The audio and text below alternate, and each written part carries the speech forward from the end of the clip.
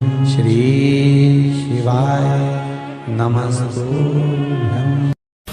और एक विश्वास के साथ आप लोगों से कहना चाहूंगा, जितने लोग आस्था पर कथा सुन रहे हो, जितने फेसबुक यूट्यूब पर सुन रहे हो, और जितने लोग मालेगांव की ये पवित्र भूमि पर बैठकर कथा सुन रहे हो, दिल से कहूं आप लोगों से, आप स्वीकार करिएगा, दुख की घड़ी में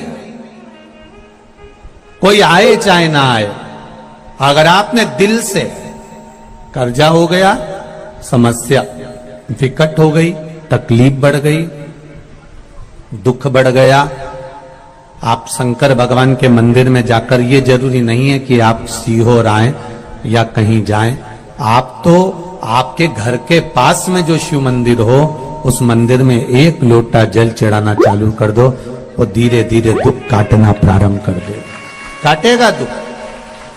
बस जल चढ़ाने का एक नियम है शिव जी का।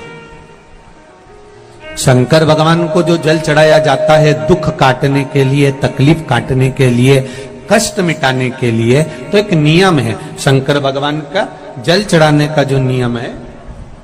जैसे ये गौल जलाधारी है, यहां से पानी गिरता है, ये शिवलिंग है। ये दो जो भगवान का पानी जहां बहकर जाता है ये गोल में से, तो यहां जो स्थान है, ये सीधे भाग पर गणेश जी विराजमान है, लेफ्ट भाग में कार्तिकेय जी है, बीच में एक मोटी सी लाइन होती है जहां अशोक सुंदरी है, ऊपर से जो बूंद बूंद पानी गिर रहा है वो शंकर भगवान की 5 लड़कियां हैं, जया, विषहरा, शामलीबारी, दौतली और देव। जहां गोल भाग है, जहां शिवलिंग रखा हुआ है, ये माता पार्वती जी का हस्त कमल है, जिसको पीठिका कहते हैं।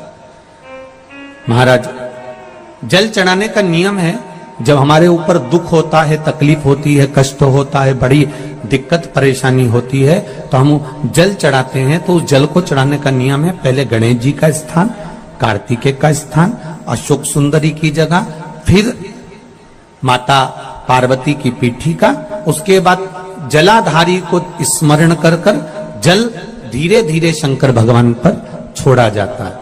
जब धीरे धीरे शिव जी पर जल चढ़ाएं, उसके बाद में आप अपने मन की कामना जब जल चढ़ाते जाएं और बाबा से कहते जाएं, बाबा रोज कामना कहने की जरूरत नहीं है, एक बार आप कामना करो और उसके बाद जल चढ़ाना प्रारंभ करो, और उसको कहना जरूर, तेरे दरबार से कोई खाली नहीं गया मेरे शंभू, मैं नहीं जानती, मैं तो इतना जानती हूं कि कंकर शंकर है और तू सुनता जरूर है। ब्रह्मा ब्रह्म लोक में है, भगवान विष्णु वैकुंठ लोक में है, पर मृत्यु लोक में मेरा देवाधिदेव महादेव है, मेरी सुनेगा जरूर। और बाबा से विनय कर कर आप आइए। जल चढ़ाने का नियम, अगर दुख है, तकलीफ है, कष्ट है, तो ऐसे चढ़ा दो, और अगर मन कर रहा है डायरेक्ट शिव जी पे चढ़ाना हो तो तुम्हारी मर्जी है, उसमें कोई मना नहीं। शिव तत्व किसको कहते हैं? शंकर का गुणगान, शिव का स्मरण, भगवान शंकर का मंत्र जाप किसको कहते हैं? ये वही समझ सकता है जिसके भीतर शिव समाया होगा। और एक विश्वास के साथ आप लोगों से कहना चाहूंगा, जितने लोग आस्था पर कथा सुन रहे हो, जितने फेसबुक यूट्यूब पर सुन रहे हो, और जितने लोग मालेगांव की ये पवित्र भूमि पर बैठकर कथा सुन रहे हो, आप दिल से उसकी कथा सुनना। इस वाणी का, इस व्यासपीठ का एक शब्द हो सकता है, हॉस्पिटल में पड़ा हुआ कोई व्यक्ति, कर्जे में डूबा हुआ कोई व्यक्ति, गलत व्यसन में पड़ा हुआ कोई व्यक्ति को आपके द्वारा निकली हुई वाणी से भी बाहर निकाल सकता है। जैसे उस मां को कहा किसी ने, सीहोर वाला महाराज कहता है एक बार चले तो जा शंकर जी के मंदिर में, उसने पत्र भी लिखा। जब वो सीहोर वाला महाराज कहता है, चिल्ला चिल्ला कर कहता है, एक लोटा जल सारी समस्या का हल, तो जा। 7 साल में उस बच्चे की वाणी वापिस आ सकती है जो वाणी नहीं थी। जब वो वाणी मेरा महादेव दे सकता है, वो देखो उस माँ के चेहरे की खुशी, उस माँ के चेहरे की रौनकता, जिसका बेटा 7 साल बाद बोला हो, उसका आनंद देखिए कि कितना होगा, कितना आनंद होगा।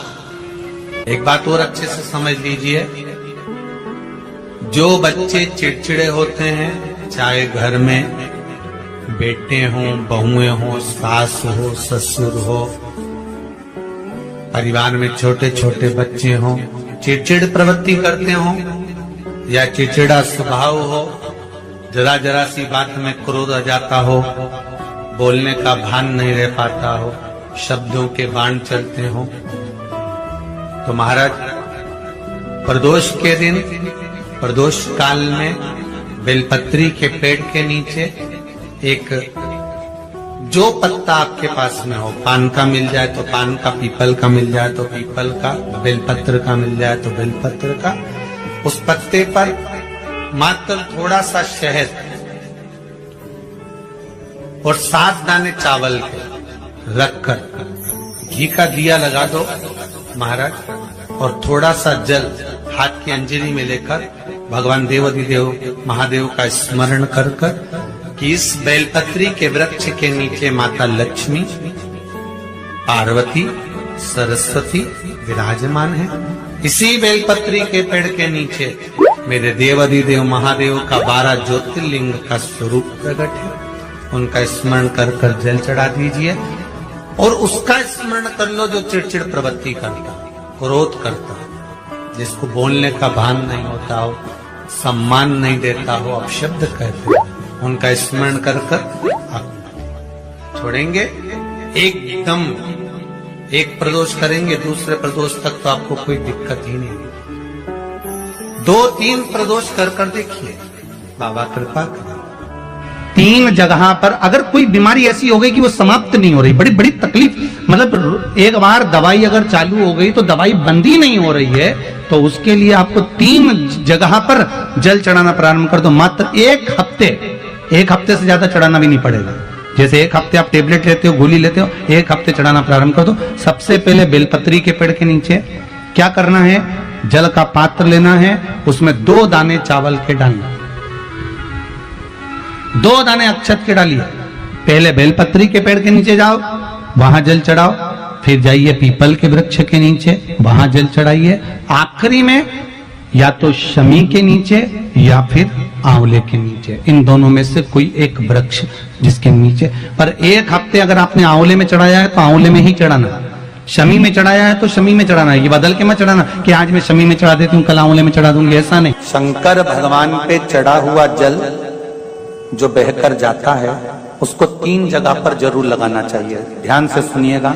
9 ग्रह जो शरीर पर राहु, केतु, मंगल, बुध, शनि परेशान करते हैं, उसकी समाप्ति के लिए शिव पर चढ़ा हुआ जल नैनों पर, कंठ पर, मस्तिष्क पर, 3 जगह पर जिसके प्रतिदिन शिव पर चढ़ा हुआ जल लगता है, उसको कभी 9 ग्रह परेशान नहीं कर